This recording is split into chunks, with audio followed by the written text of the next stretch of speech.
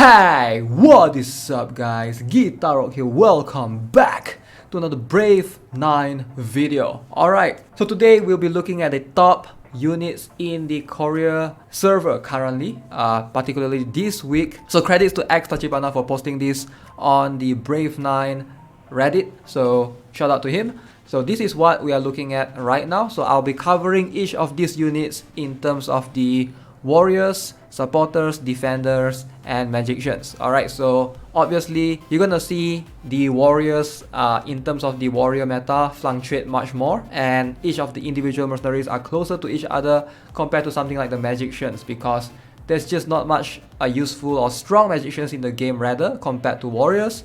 And of course, same goes for supporters as well. Alright, so we're gonna dive into each of them individually. But first, a quick message from my sponsor.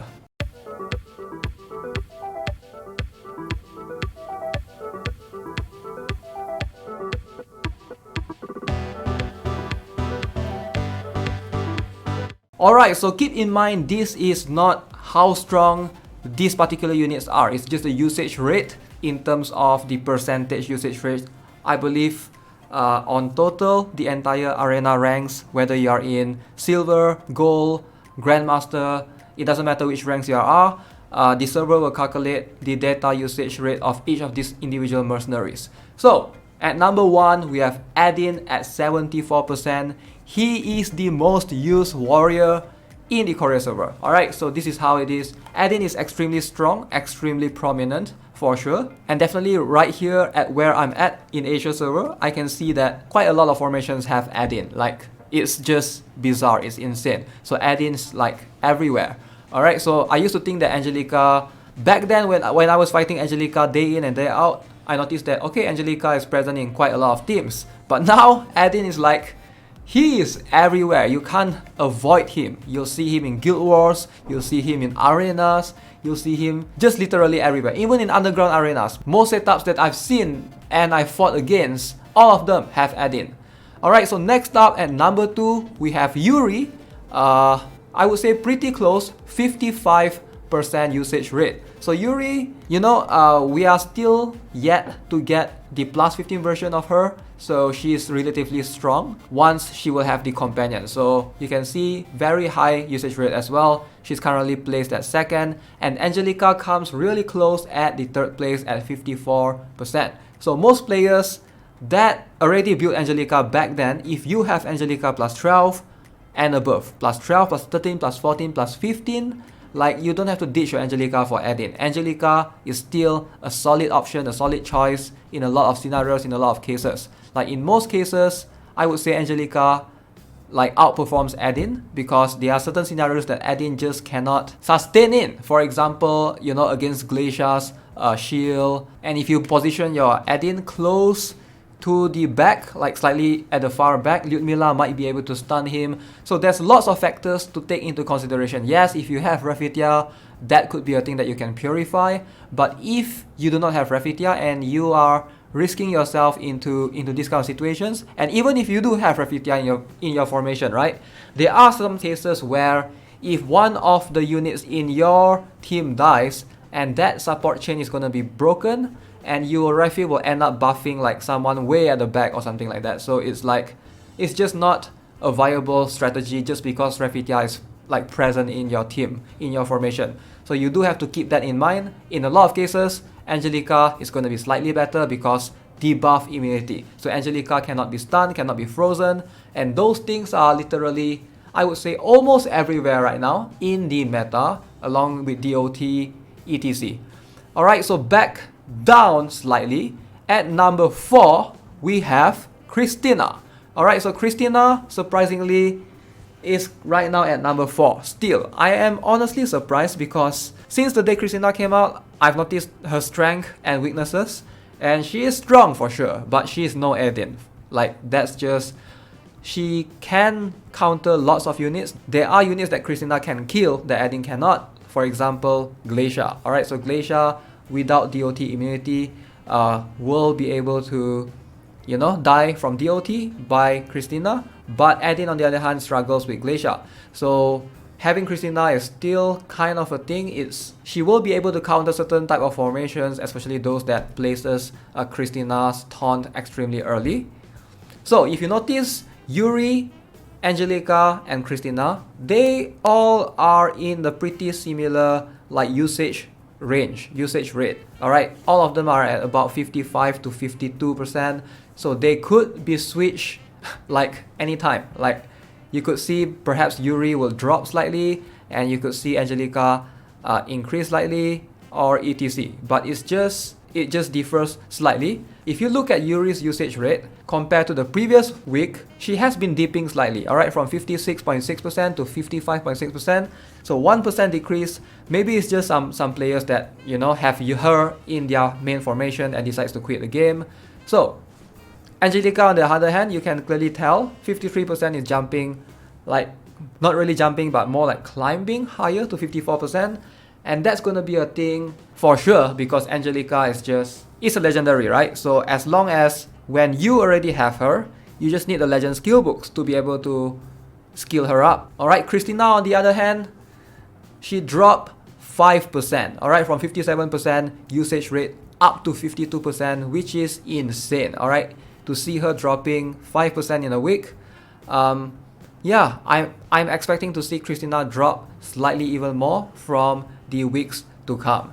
Alright, so at number 5, we have none other than Ventana. Alright, Ventana is at 36.2% usage rate in Korea. So now this is something that lots of players have been trying to overhype. They are saying that Ventana is the best unit. Ventana is like the tank healer that you would need, etc. But look, in Korea, she only has 36%. 36%. That's very low. That's below Christina. That's below Angelica, below Yuri, below Addin. I mean, like, let's just not compare with Addin. I feel like Addin is going to be like the top like warrior that every single person is going to pick. But here's the thing. I feel like Ventana might not be as strong as we thought she would. Like, it's something like how Lijah was. Like, initially, when we first saw Lijah in the trailer, we were like, oh, Lijah, the best tank ever.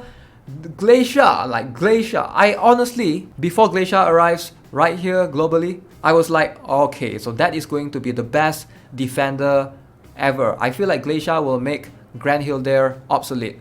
And she did not. She just have a slight different role compared to Grand Hilder and Benshina. And her role is mostly just to deal with Lijah. And till now, I still use her mostly just to deal with mages like Lijah, Nautus, etc. But yeah, that's the topic for another day. Let's focus on the topic at hand. So Ventana, I do think that she's gonna be like one of those few units similar to Lijah.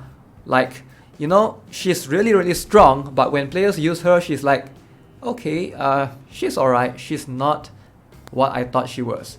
Yes, she's a tank healer, but again, I feel like her limitation mostly comes from the range. She lacks the range. She only is able to hit one tile compared to a lot of other units that are shown above. Christina can hit 3, Angelica can hit 2 at plus 15, Yuri hits a ton, 5 units, Addin hit 2 units, right? So I would say compared to all the other units, the tile range is an issue for sure. And also, I have a feeling she's going to struggle against lots of formations. For example, Belia formation. So she's going to struggle right there, exceptionally, because of her lack in range. So when she hits one skeleton, she's just going to die.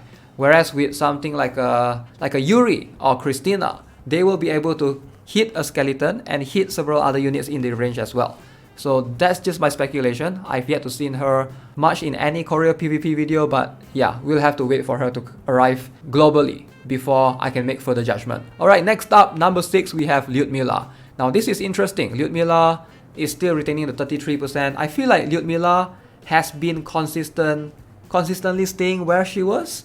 She's always at this like 40 to 30% mark, and last week, like the recent week, she was at 33.4%, which is pretty good. Like, to see her trying to fight for the 5th place with Ventana is kind of surprising. Like, you can clearly tell, like 2 weeks ago, like Ludmila was number 5, Ventana is number 6, and now they have both switched places. I'm not sure if Ludmila will see a comeback again, because whether you like it or not, Lijah and Nautus is always going to be a thing. So having Ludmila I don't think you can do like a bad setup with Ludmila. Like, what's the worst that could happen, right? Compared to most other units listed above, I feel like Ludmila is probably the only warrior that can die to counter, right? So Ventana can deal with Grand Hilde and will not die to counter. Christina can hit Grand. Angelica can hit Grand and not die. Same goes for Yuri and Addin. But Ludmila, if she hits Grand, she will die, right? That's just how it is. And maybe that's why most players has opt out to try to perhaps replace her with another unit that can hopefully deal with Grand or some other defenders as well. Alright, so number 7 we have Davi. Davi at 7th place, 25%. Not bad actually, not bad, considering that Davi is one of the first few batches, like literally the second batch of the plus 15 warriors, besides I think she was the plus 15 unit after the Barbara and Michaela patch. So Davi is still retaining, I would say, pretty good, consistent enough, 7. She's very unique. She's still a cheaper budget option compared to something like an Angelica, and in certain cases she will be able to deal like much more damage than an Angelica, because fixed damage is still a thing. So if you have something that you can't deal with, Davi is just there. But to see her drop, yeah, kind of sad. When she first appeared globally, like everyone is like, Davi is so broken, like what are the developers thinking, like how is this even a mercenary, right? And now to see her drop all the way in 7th place, how fast time flies. Alright, number 8, Valze. Okay, this is something that I've seen players do time and time again. So one thing that most players tend to do is to compare Valze with Angelica. So the pattern that you'll see more often than so is not about Valze and Angelica trying to deal with 100% defense units, and both of them definitely struggle with them. Alright, so both of them will struggle with, for example, Davi. If Davi is in the Fox form, Valze cannot do anything to her. Same goes for Angelica. But their roles are mostly just used to counter tanks. Alright, so Valze, a high skilled one, I'm talking about high skilled, +9, +10, can deal with Grand Hilder, she can deal with Benshina, she can even one-shot Cowley at times. Alright, so in some cases, in certain cases, I would say she might be better than Angelica in dealing with those tanks. But of course, Angelica does have the 100% defense. So defensive wise, Angelica will have much more security in terms of staying in the battlefield perhaps longer, in terms of round 2, round 3, or a couple more rounds to come. Valze can barely take a hit. Alright, if a Christina jumps in and hits her, she's gonna die, whereas Angelica is gonna survive for sure. So that's something that most players have to weigh in. Obviously, Angelica needs more investment because she will need plus 12 and above, some sort of shield runes on her. I feel like Valze is like a cheaper version, and I wouldn't say that she's better or worse, she's just different, alright? And she might be the more flexible units compared to all the other ones listed here, because she's also good in World Boss. So that's something that most players did not take into consideration. But of course, she's locked behind the gacha octo system, so if you want her, you have to gamble for her. Alright, so whereas Angelica, you can just recruit her for free. So pros and cons right there. Alright, so moving on at number 9, Alec. Oh, Alec at 13.2%. Alright, we are seeing a slight decline right there. 14.2 to 13.2. So that's pretty interesting. Alright, so what do we know about Alec? Alec, pretty good, but you need to pair him, alright, with the Veronia. So Veronia will give Alec 98% defense. So Alec, if he has one rune that has substat of the 4% defense, he will be able to survive most of the counters. Alright, so Alec's biggest weaknesses is just Rafitia. Alright, so and any form of reflective counter. So the problem with Alec is, like, if you want to deal with tanky units like the Albion Grand combo, Alec is just so good. He's going to be able to wipe the floors with them, and he will be able to survive as well. But again, if you compare in terms of, let's talk about in terms of defensive capabilities, Alec has nothing. Alright, he will not survive any hits. Same goes for Valze. So if you compare, like, sort of the scenario of a warrior criteria, Alec is very similar to Valze. It's just that in terms of the kits wise, I feel like Valze might be better because at least Valze can deal with skeletons. Alright, so Belia formation, Valze will not struggle with. But if you have Alec in the formation, yes, Alec can deal with Albion Grand, and most of the time that's about it. If there is a Belia formation on the enemy team, that's when Alec struggles, and yeah, him dying is just like, if you run a setup of Veronia Alec, right, and then like right after Alec, if you don't like put a proper setup of another warrior to go right after that, if your Alec dies, the support chain is going to get jumbled up, so your Veronia will end up buffing like whoever who is next, so it can be a little bit tricky to set up as well. So that's something that players have to take into consideration. Okay, so moving on to number 10, we have none other than Elijah. Elijah at number 10. Alright, Elijah without the H. So Elijah is mostly just a warrior that has concentrated fire. So why are most players using Elijah?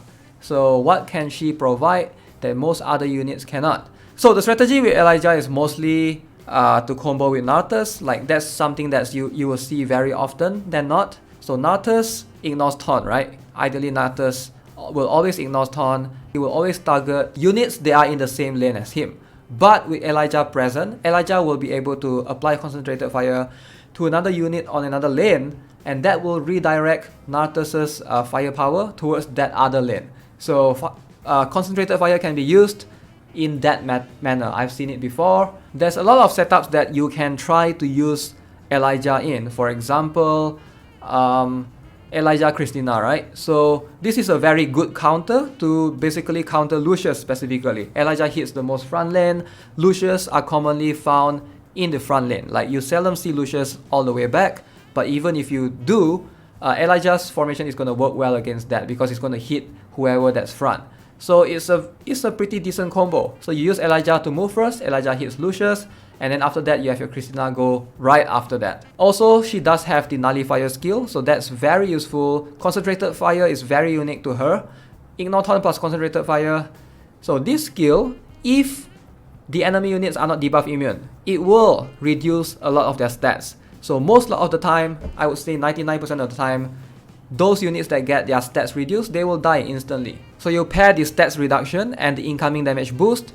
If that particular enemy unit is not debuffed to immune, like whichever warrior that hits that unit next is most likely guaranteed to die. I've seen Elijah combo paired with something like a Christina, for example. So Elijah, I think I've seen it before, a clip that Elijah hits Benshina, and then Benshina has her stats significantly reduced and incoming damage boost increased a ton, and that Christina was able to one-shot that Benshina. So that's something that I've seen quite often.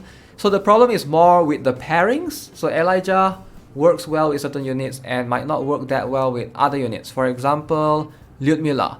I feel like Elijah and Ludmila doesn't work well together because when you use Elijah, you want to apply concentrated fire on an enemy and you want all the warriors that you have to focus fire on that particular enemy.